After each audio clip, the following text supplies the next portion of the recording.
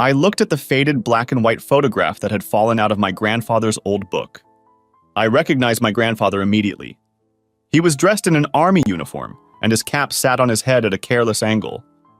Standing next to him was an attractive woman in a long skirt, blouse, and jacket typical of the time.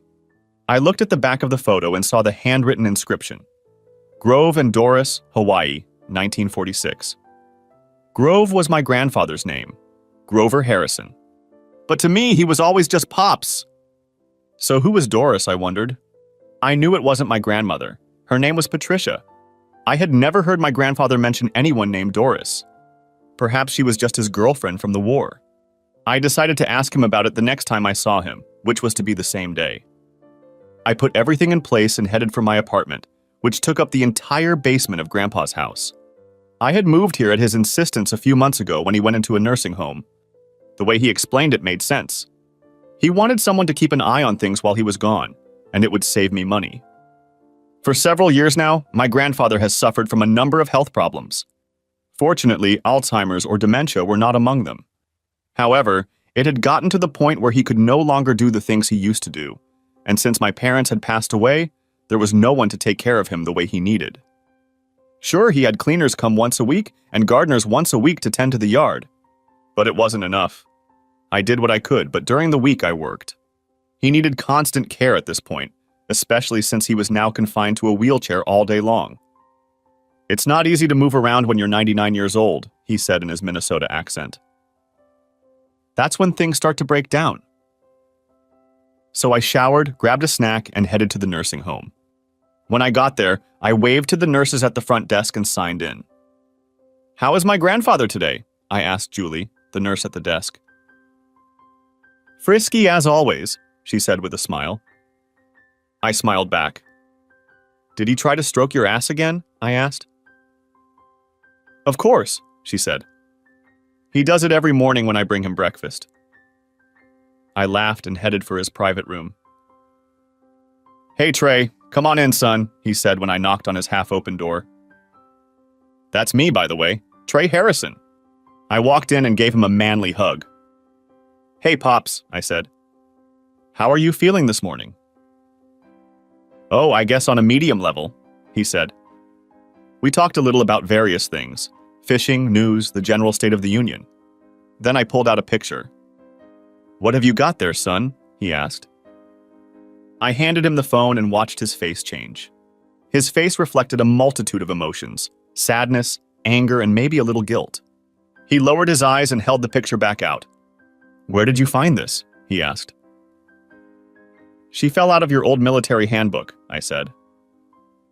"I was just curious who she was. I've never heard you mention anyone named Doris before. Was she a girlfriend or something?" "Some okay," he said. "I thought I'd gotten rid of all the pictures of her." "Apparently not." "I'm sorry," I said. "I didn't mean to bring up bad memories." "It's all right, son," he said. "I think if anyone has a right to know about her, it's you. Look, why don't you get us each a cup of coffee, then close the door and I'll tell you about her." "Sure thing, Pops," I said. I grabbed a cup of coffee for each of us, decaf for him, then closed the door and sat back down.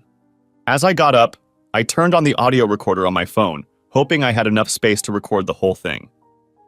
"Thanks, son," he said as I handed him the cup. He gathered his thoughts for a bit before continuing. "Just so you know, you're the only person I'm telling this to. I don't care if you write it down for yourself, but it is absolutely not to be repeated to anyone, ever. Do you understand me?" "Sure, Pops," I said. "I'm writing it down, but it's just for me." "Good," he said. He took a sip of coffee and looked up for a moment before continuing. Grove's narration, transcribed from the audio recording.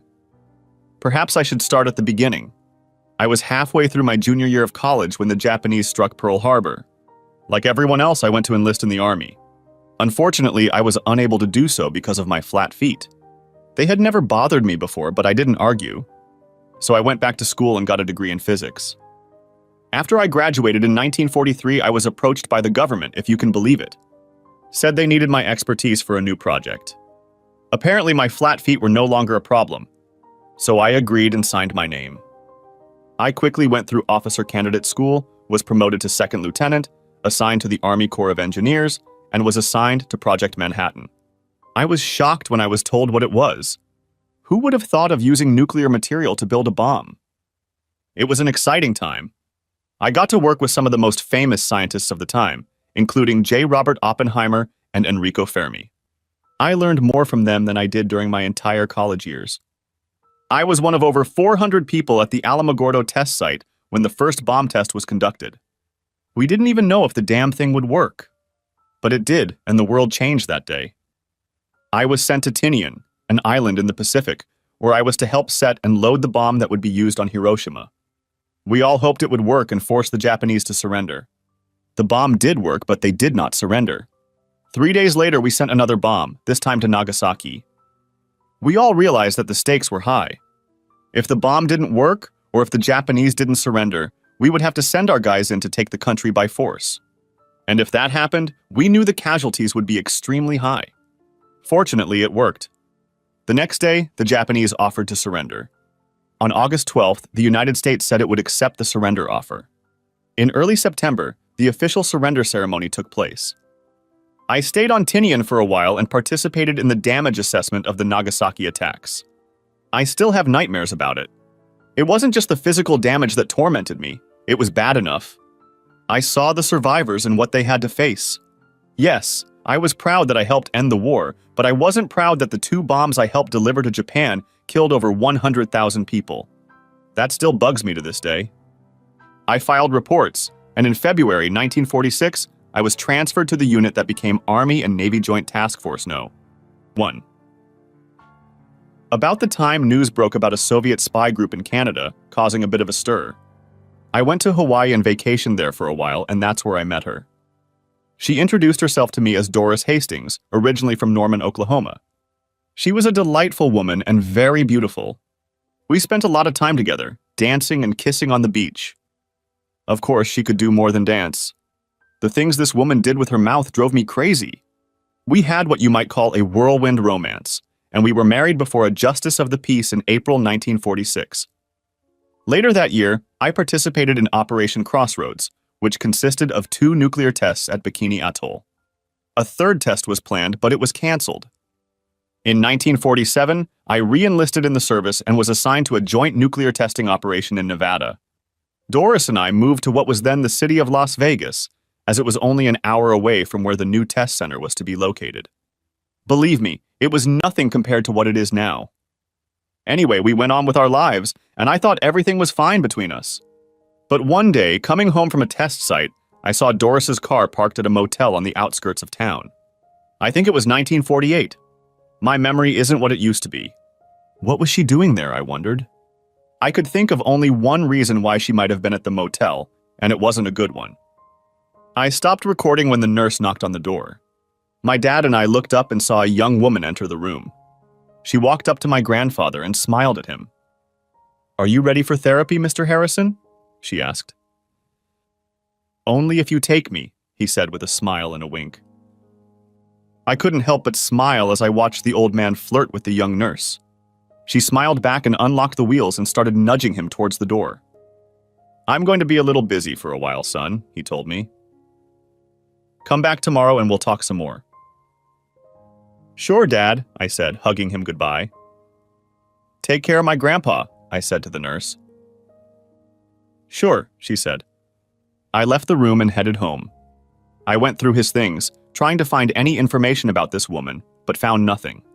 I looked through all of his old papers, seeing lots of commendations, certificates, awards, but nothing that even mentioned this Doris. Not an old marriage certificate, not any records related to the house in Las Vegas. Of course, if there was anything left, it's probably long gone by now, I thought. I looked at my watch and remembered that I had a date with Karen that evening, so I packed up and went to pick her up. We had been seeing each other exclusively for the past few months, and I was almost ready to pop the question to her. She looked good as always, wearing a fairly short green dress that emphasized her eyes and fiery red hair. She was also showing off what Daddy called great buttocks. As we sat in the Texas Roadhouse restaurant and ate, she looked at me with concern. "Are you okay, Trey?" she asked. "You seem like you're a million miles away. I went to see my dad today, I said. Is he all right? She asked. Yeah, feisty as always, I said. What's the problem? She asked, expressing concern. I found this today in one of his old books from the war, I said, pulling the picture out of my pocket. She looked at it for a moment before she spoke. Is that your grandfather? She asked. I nodded my head. A handsome man. I can see where you get your looks from. He reminds me of the actor Errol Flynn. Who's the woman with him? Her name was Doris. Dad said he was married to her before he married my grandmother, I said. Funny, I don't remember him ever mentioning her before. My parents never mentioned her either. I looked but couldn't find anything in his things that mentioned her. No letters, no notes, no cards, nothing. And you know how he holds on to everything. That sounds like a mystery to me, she said. So, are you going to play Sam Spade now? I laughed. No, but I'm curious, I said. I mean, what happened to her?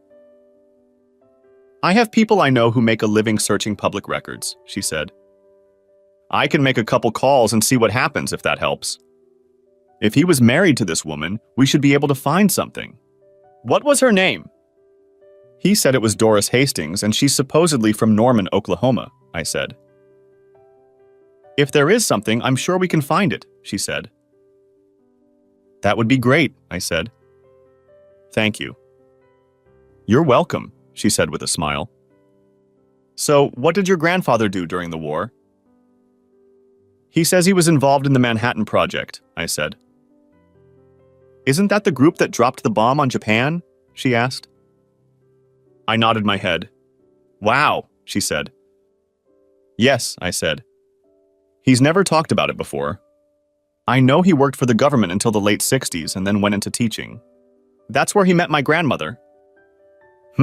Karen said. Interesting. We left that topic and finished dinner, then went out for drinks, dancing, and finally back to my house, where she reminded me again why I found her so alluring and sexy.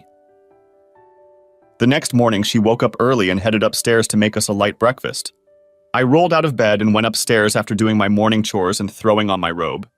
As I went upstairs, I saw her in just her apron buttering some bagels.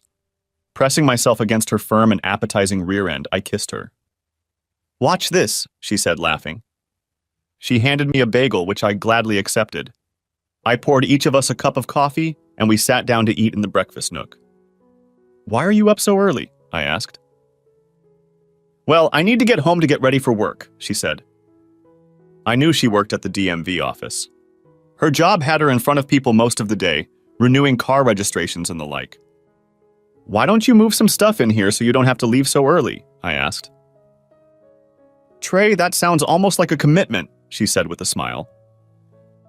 Are you sure about that? Absolutely, I said, kissing her hand. I could get used to waking up with this every morning. Yes? She asked.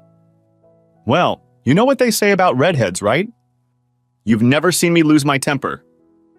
Then I'll have to be on my best behavior, I told her.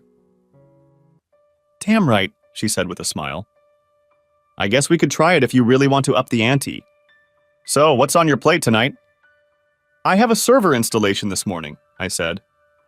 If all goes well, I'll be done with it in about 2 hours and then I'll go see Paps. I want to hear more of his story. Okay, she said. Don't forget, I'll be at my mom's after work. She promised to help me with something I'm working on. I'll call you tonight, okay? Sounds like a plan, I said. Tell your mom I said hi.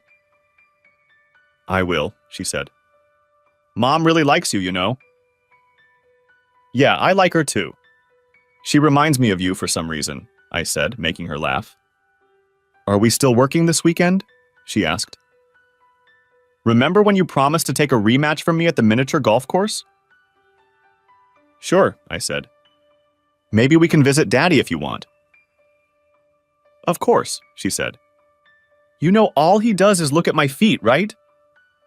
I ran my hand down one of her legs. Can you blame the old man? Asked I. I like to look at those legs myself. You're such a naughty boy, she joked. Only with you, I said, eliciting a smile. After we finished breakfast, she went downstairs, put on her clothes, and walked out. I kissed her at the door and watched her get in her car and drive away. I went back into the kitchen and poured some cereal into a bowl. Karen was a wonderful woman, but she ate like a bird. I finished my cereal and went downstairs to get ready for the day. I only had one server to install, and that suited me just fine. I had been self-employed as an IT consultant for the past few years, mostly doing work for various computer manufacturers. They would provide the equipment, set up appointments, and I would do the work, as well as the maintenance that the client agreed to. The customer paid the manufacturer, and the manufacturer in turn paid me. The hours were good, the pay was great, and I liked the boss, a man whose face I saw every morning in the mirror. The installation went as I planned, and by 14 o'clock, everything was ready and working as it should. The customer signed the statement of work, satisfied that the new system was installed. I jumped in my work truck, scanned the paperwork with the portable scanner, emailed it to the manufacturer, and headed to Pap's. "Hey, Dad," I said, hugging him. "How are you doing?" "Oh, medium pace, I think," he said in that accent I loved so much. "I suppose you want to hear more about Doris?" "Yes," I said. "If you don't mind?" "Of course," he said. "Have some coffee and I'll tell you some more."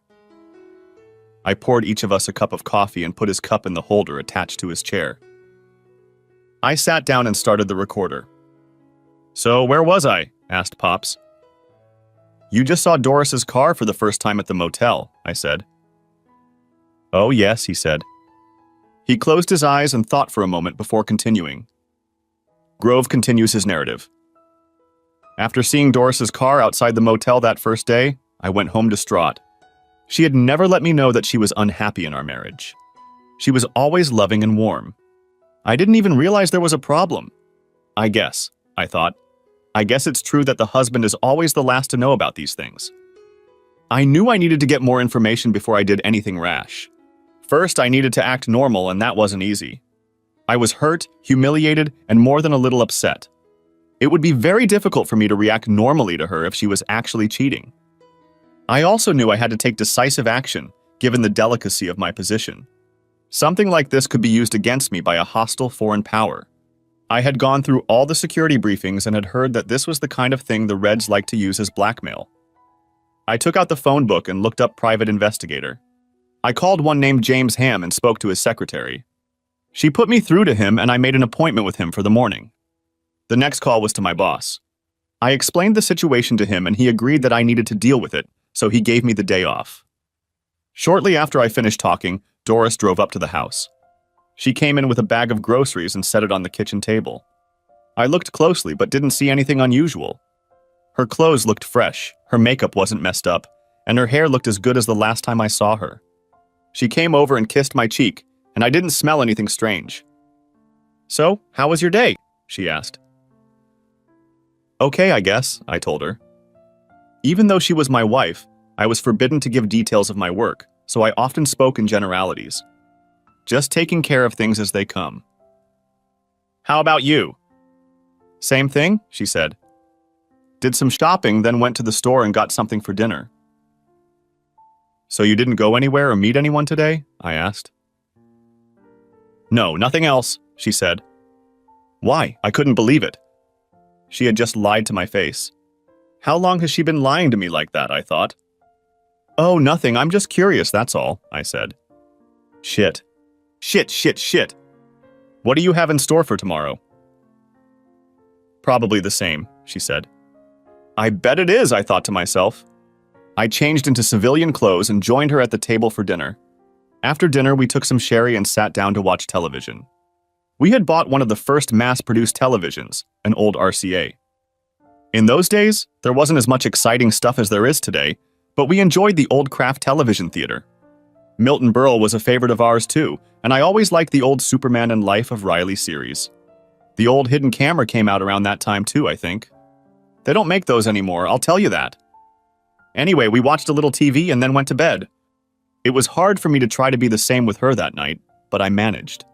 I think Doris noticed that something was wrong, but she didn't say anything. The next day we had breakfast as usual. I put on my uniform, grabbed a cup of coffee, and headed outside. I didn't want her to think I was doing anything different, so I stopped at the diner for a coffee before meeting James. I got to his office and was ushered in by a blonde woman chewing gum in the reception area. James looked up when I walked in, stood up and shook my hand. He sat back down, lit a cigarette, and looked at me through the smoke. "So, what can I do for you today, Captain Harrison?" he asked, referring to my rank, looking at the papers on his desk. I told him about seeing Doris's car at the motel and explained that my job was very sensitive, without specifying exactly what it was. "So, you suspect your wife is running after you and you want me to get to the bottom of it, right?" he asked. "Yes, it is," I said. "All right," he said. "Give me everything you have on her, a picture, make of car, license plate number, and so on, and then give me a week or so to see what I can come up with. I like to know as much as I can about her, so I'll call my colleagues in Hawaii and Oklahoma and see what we can come up with. It'll take a few days and cost a little more if that's okay with you." "Yes, of course," I said. "Don't forget that we didn't have all those fancy gadgets and gimmicks that you young people take for granted today." No siri. In those days, a detective had to work hard to get the goods. I gave him information about her car, color, make, and license plate number, and then I handed him a picture. "The one you found." He furrowed his eyebrows looking at it. I didn't understand why at the time, but I would later. "Okay," James said. "In the meantime, don't do anything stupid. Let me do my job. It could be nothing. Maybe she's seeing an old friend or family member. Are you thinking about divorce?" "I don't know," I said. "I guess it depends on what you find out." "Okay," he said, holding out a business card to me. "This is the name of a lawyer I highly recommend. My secretary will handle my prepayment. I like to have some kind of prepayment to get started, and then I'll bill you for the rest when I'm done. Deal?" "Yeah, it's okay," I said. "Call me in, say, 10 days and I'll have a full report," he said. "Thank you, Mr. Ham," I said. "You're welcome and good luck to you, Captain," he said, standing up and extending his hand to me. I shook it, then walked out and settled in at the receptionist's desk. I looked at the card and asked for directions, which the receptionist happily provided. I pulled up to a small house on the edge of downtown that had a sign on it that read, "Wilbur Capshaw, Attorney at Law. Divorces are settled quickly here." In those days, Nevada was considered the divorce capital of the country. I parked and went inside, where another blonde secretary ushered me into the office of Wilbur Capshaw, Esquire. I couldn't help but wonder if blondes grow on trees here. Wilbur stood up, shook my hand as I entered, and asked me to sit down. "What can I do for you, Captain?" he asked. "Well," I said, "I'm thinking about getting a divorce and wanted to know what my options are." "You've come to the right place," he said. "Are you looking for a quick Reno-style divorce?" "I'd like it to be quick," I said. "I can easily handle it," he said. "On what grounds do you want a divorce?" "Probably adultery," I said. "I'm not sure yet." "Oh?" he asked. "Why not?" "Well, I don't have conclusive evidence yet," I said. "I had someone check it out for me." "By someone, do you mean Mr. Ham?" he asked. "He called and said you might come in. I've got a lot of business from him." "Yes," I said. He nodded his head. "So how does it work?" I asked him. "How long have you been here in Nevada?" he asked. "A few months since I was assigned here last year," I told him. "Good," Wilbur said. "So there's no problem with residency. According to the law, you only have to have lived here for 6 weeks. Can you get someone to testify that you've been here all that time?" "Absolutely," I said. "Even better," he said. "Basically, it works like this. Once you decide to do it, come to me. I'll prepare the paperwork, file it with the court, and deliver it. And then I'll hire an attorney in Reno to go to court with you. You will have to get there on your own, either by car or train. I suspect you already have a car, right?" "Yeah, I know," I said, nodding my head. "You will then enter the courthouse. You or your attorney will state your case, and if she doesn't contest it, you will walk out a few minutes later a free man with a divorce decree in your hands. Later, if you want, you can even throw your wedding ring into the Truckee River." "Just like that?" I asked. Pretty much, he said. Well, I want to see what Mr. Ham finds first, I said. I understand, Wilbur said. You don't want to get off halfway. But just so you know, you can still divorce her. Hell, I know a guy who divorced his wife because she wouldn't let him listen to the radio. Wow, I said. Yes, Wilbur said. He called it cruelty, if you can believe that. Take your time, make sure it's what you need, and then come see me. I'll still be here. Thank you, Mr. Capshaw, I said. Perhaps I will. My pleasure, Captain, he said as he stood up. We shook hands and I left. Back in the car, I realized it was time for lunch, so I went back to the diner to eat and contemplate my actions. I ate my lunch and pondered what I had done wrong. I always put her above me and did my best to treat her with respect and love. How could she do something like this? Before I knew it, it was 2 o'clock in the afternoon. I couldn't sit here all day, and I didn't feel like getting drunk at all. I had an idea and headed for the exit, paying the bill and leaving a nice tip for the waitress who had been so patient with me. I drove past the motel where I'd seen her parked before and didn't see her car. Good, I thought. I decided to drive home and surprise her. But when I pulled up to our house, I saw a strange car with California license plates parked in the driveway. I pulled into the driveway and parked next to Doris's car, then headed for the door. Dad and I looked up when we heard a knock on the door, interrupting his story. I turned off the tape when a nurse came through the door. Time to get you ready for dinner, Mr. Harrison, she said affectionately. He smiled back at her. All ready? He asked. God, time flies when you're having fun. I stood up and hugged Paps. Then I'd better go, I said. I'll come tomorrow if you don't mind. That's more than good, son, he said. See you later. I nodded to the nurse as I left and headed home. Once there, I checked my schedule for the next day, which was Friday. I didn't have any installations scheduled, but I did have some maintenance work scheduled that could be done remotely. I sat down at my computer and started searching. I found some old articles mentioning James Ham and learned that he had served in the Office of Strategic Services, or OSS, during the war. The OSS, as I knew from a documentary I once saw on the History Channel, was the predecessor to the CIA. I also found mention of Capshaw, a divorce lawyer who made a lot of money in the 1940s and 1950s from quick divorces. Don't get me wrong, I never had any reason to doubt my grandfather. I just wanted to find something, anything at all, to corroborate his story. After dinner, I got a call from Karen. She was at her mother's house working on some project of her own. She loved to crochet and often turned to her mother, who was an expert, for help. So how did it go with your grandfather today? She asked. That went well, I said.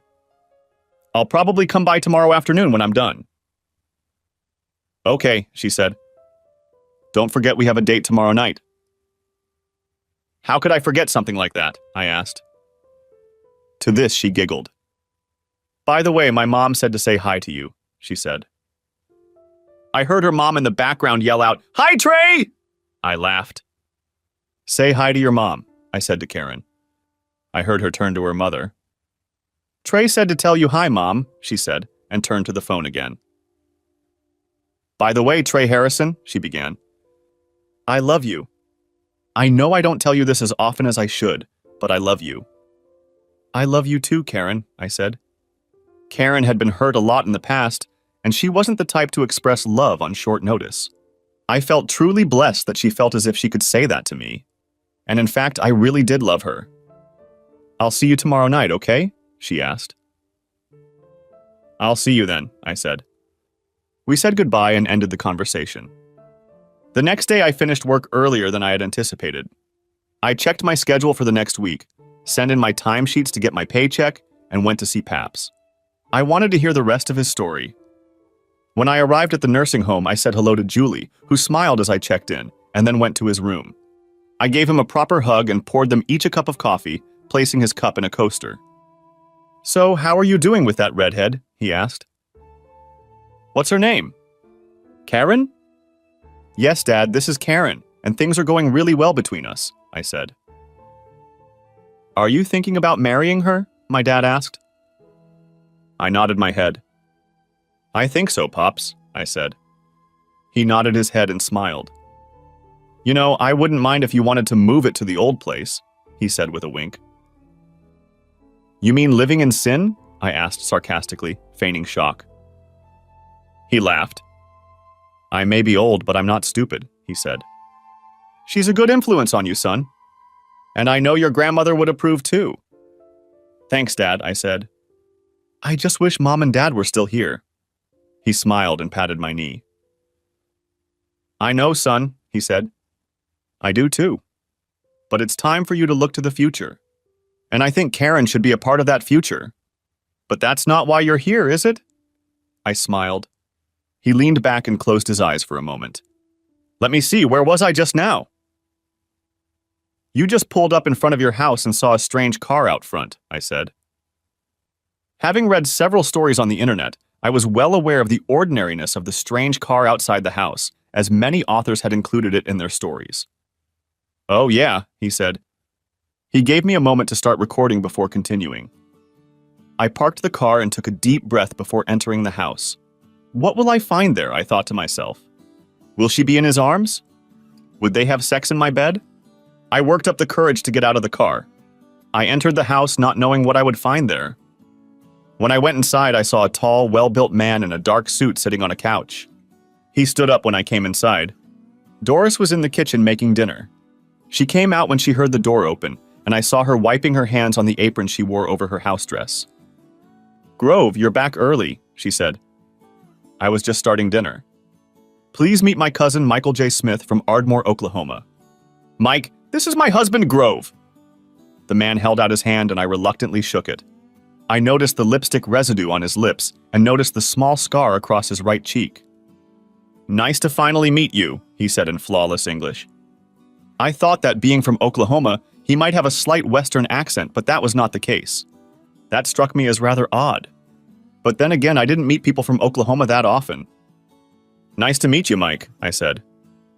Please have a seat. I'm just going to get rid of this uniform if you don't mind. Not at all, he said with a smile. Something about that smile made me wary. Don't ask me what it was, but I felt uneasy. I opened the door to my office and put my briefcase on the floor, double-checking to make sure it was locked. I closed and locked the door and then went to my bedroom to change. I listened to see if I could hear what they were saying, but I didn't. I looked around, but saw no sign that they were doing anything here. I changed into my uniform and went back to the front room. I poured myself a drink and noticed that Mike had already helped himself. I hope you don't mind, he said. Doris said I should help myself. Since you are her cousin, I see no need to state otherwise, I said. What's the saying? Mi casa es su casa. Mike looked confused for a moment before responding. Hadn't he heard that before? Well, thank you, he finally said. We sat in the front room, and Doris stayed in the kitchen. So what do you do, Mike? I asked. And what brings you to Las Vegas? Well, I'm a salesman, he said. I spend a lot of time on the road. And I was just passing through here on my way to Reno. I'm sure it's not as interesting as what you do, he added, trying to encourage me to brag about my job. Oh, I don't know, I said. You travel a lot. You see new things all the time. And I'm stuck in the same old pile of dirt every day. So what are you selling? Mostly building materials, he said. Nothing retail. Everything for contractors. You'd be surprised how much was built after the war. I noticed the scar, I said. Were you in the war? Yes, he said. I got it from a Kraut bullet. Were you in the war? Yes, I told him. I spent time in the Pacific Theater. I'm sure I didn't see as much combat as you did in Europe. He shrugged. We all did our part, he said. Doris came out and called us to the table.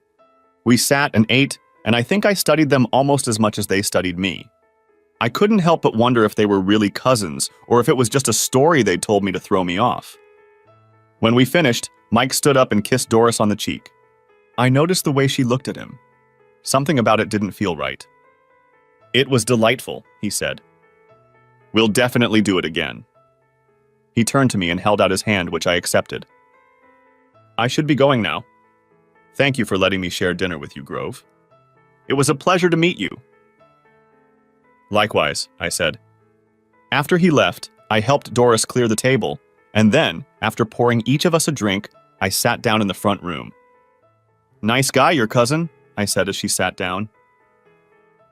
"Yes, thank you," she said. "You two seemed very close," I said. "We've always been close," she told me. "You bet we have," I thought. "I haven't seen him since he went off to war." I said. She looked at me strangely for a minute. "You seem preoccupied with something," she said. "Is everything okay?" "Sure," I said. "Just thinking about something that came up recently. But I'll deal with it." She smiled and hugged me as if nothing had happened. For the next few days, I was on alert, waiting to see what James would find out. Of course, I gave him all the information about Mike, his description, and the car he drove, as well as the California license plates. He nodded his head in thanks when I was done. "Thank you, Captain Harrison," he said. "That's very helpful." A few days later, I called James to see if he had any information for me. "As a matter of fact, yes, Captain," he said. "Would you mind stopping by on your way home from work today?" "I'll be there," I said. I got out a little early and went into his office. His secretary ushered me inside right away. "Good to see you, Captain," he said, lighting a cigarette. "So, what did you find out?" I asked anxiously. "A few things," he said. "First, my colleague in Hawaii checked the paperwork. Did you see the judge who married you sign the marriage license?" "No," I said. "When I looked at it, it was signed. He said he'd file it for me." "Turns out there was no marriage certificate," James said. "Never. In fact, the judge who supposedly married you was found dead of a gunshot wound a few days after your wedding. The truth is, according to the authorities, you were never married." "What?" I asked. "That's not all," he said. "The woman you know as Doris Hastings is actually Russian." "Really?" I asked. "Are you sure?" "Absolutely," he said. "I thought I recognized her face from the photograph you gave me. Her real name is Svetlana Fedorova, and she's a KGB agent. The last time I saw her was in Bavaria at the end of the war. I thought she'd been killed, but apparently not. The man you know as Michael Smith is actually Michel Schmidt, a former member of the Waffen-SS. There was talk in intelligence that he was recruited by Fedorova as a double agent and moved to the Soviet Union after the war." "Wow," I said. "Maybe we'd better call the FBI or someone." "Generally speaking, I would agree," James said. "But I'm afraid it could get you into a lot of trouble. Being duped by a Soviet spy won't reflect too well on your record. It could also cost you your security clearance and possibly your job." "But I had no idea she was Russian," I said. "Never mind," James said. "I suspect they've chosen you for something. What exactly, I don't know, but I do know that they plan to kill you when they're done. I can also tell you that they've been quite active." He pulled out some black and white photos of the two of them, naked, in a motel room. "Where did you get them from?" I asked. "It's better you don't know," James said. "But that's the least of your worries. Since your marriage isn't officially registered, there's no way you can divorce her." "So what do we do?" I asked. "I have an idea that will take care of everything," he said with a sly smile. We talked and made plans for the next hour or so. Daddy stopped talking and looked up at me before he spoke. I saw a tinge of guilt and shame on his face. I stopped the tape. "Everything all right, Pops?" I asked. "This next part is the hardest part in this whole story," he said. "I hope you won't think badly of me after this." "Dad, there's nothing you can say to change the way I feel about you," I said. He nodded his head. "I hope you are, son," he said. "I want you to know I'm not proud of what I did." "It's okay, Pops," I said. "All right, son." "Here we go," he said. I started the tape again and waited for him to finish. I waited for the day of the next challenge, just as James and I had planned. He looked after Doris, Svetlana, and Mike and knew their routines well. Apparently, Mike had a motel room, and Doris went to see him almost every day. I called James, and he informed me that the two of them were in a motel room and would probably be there for a few hours. It was not unusual for me to come home in a government truck. I used it a lot in my job when preparing test sites. You see, part of my job was to make sure everything was ready for each test. That meant I was the last one on the pad before detonation. When James told me where they were, I made sure I had the gear we had discussed earlier. I headed to the motel and met up with James. Luckily, their room was on the second floor and in the back of the motel. No one would see us enter or leave the room, he said. As we had planned, I wore green coveralls and a cap, so no one would recognize me as an army officer. Shh, James said as I climbed out of the car. They're asleep right now. Get everything ready while I put them down. I nodded my head and quietly opened the back door of the truck. I pulled out the ramp and attached it to the back of the truck and then opened the metal crate that was already standing inside. When I turned around, James was holding Doris Svetlana in a burlap sack over his shoulder. He tossed her into the crate. Is that her? I began. He shook his head. No, but she'll be gone for a few hours, he said. I'll be right back. A few minutes later, he returned with Mike and put his body in the box next to hers. Then he gathered up all the things that were in the room and put them in the box. I watched as he cuffed their hands behind their backs, making sure the chains were intertwined. He also stuffed their underwear in their mouths. I closed the box and locked it shut. They were so tightly crammed in that there was no way to move, much less escape. Finished with my work, I looked at my watch. Do you have time to get back before the exam? He asked. I nodded my head. Oh, yes, I said. Let me know how it went, he said. I thanked him and left while he wiped down everything he touched. I arrived at the test site just in time to be escorted out by the military police. I thought you weren't going to make it, Cap, one of the guards said. Just wanted to grab a bite to eat before the test, I said.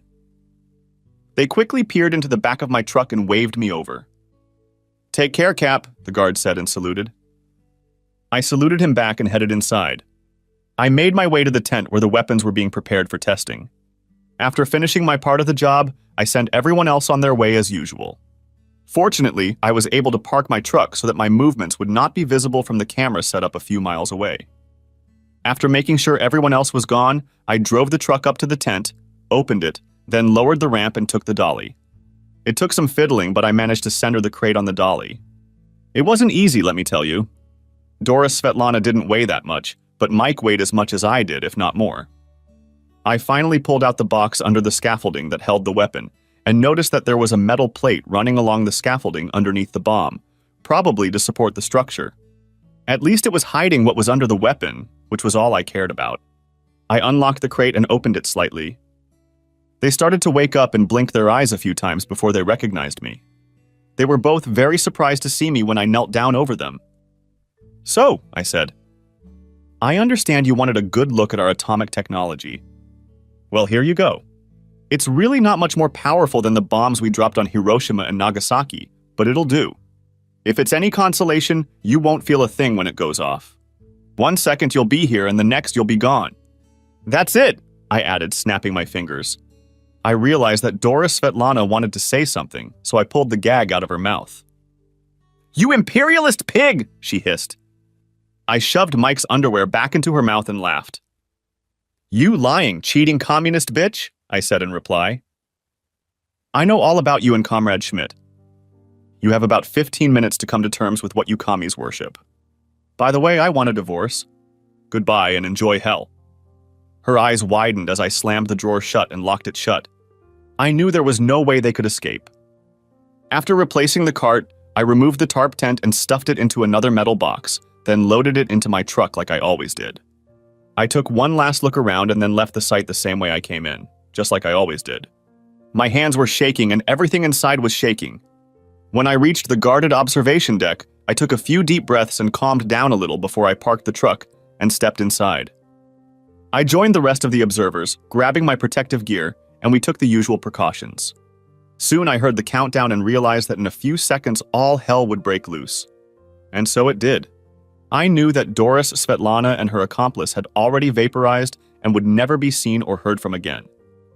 Like everyone else, I waited a bit before looking, and then I saw a mushroom cloud rising into the sky. Using binoculars, I looked at what was supposed to be ground zero. I don't know why, I knew there would be no evidence of what I had done there, yet I was compelled to look. When everything quieted down, I went through the monitoring stations like everyone else, then returned the truck and got into my car. I was still shaking when I got home. I had never done anything like that in my life, and I knew I was going to hell. "It's over," I told James when I called him from home. "All right," he said. "Give it a day or so, then report her missing. If you need to talk, let me know." "I will," I said. "Thanks for everything," he laughed. "Wait until you get my bill," he said. I laughed for the first time that day. Dad stopped talking and looked at me, guilt and sadness in his eyes. I stopped the tape. "It's okay, Pops," I said, hugging him. "You said yourself that they were planning to kill you when they were done. Not only did you save your life, but you protected the country from 2 hostile foreign agents. You have nothing to be ashamed of." He nodded his head. "I've been telling myself that ever since," he said. "And it still weighs on me, you know." "I know, Dad," I said. "But we were at war, remember? You did what you had to do. It was either you or them. And personally, I'm glad you did. Otherwise, you and I would never have met." As I looked at him, a tear appeared in his eyes and he smiled. "I never thought about it, son," he said. "You know, you're the bravest man I've ever met, Pops," I said. "I'm proud of you." He hugged me tightly and I felt his tears soak my shirt. After a few minutes, he wiped his eyes and looked at me. The guilt and sadness was gone. "Maybe telling you about it is what I've needed all these years," he said.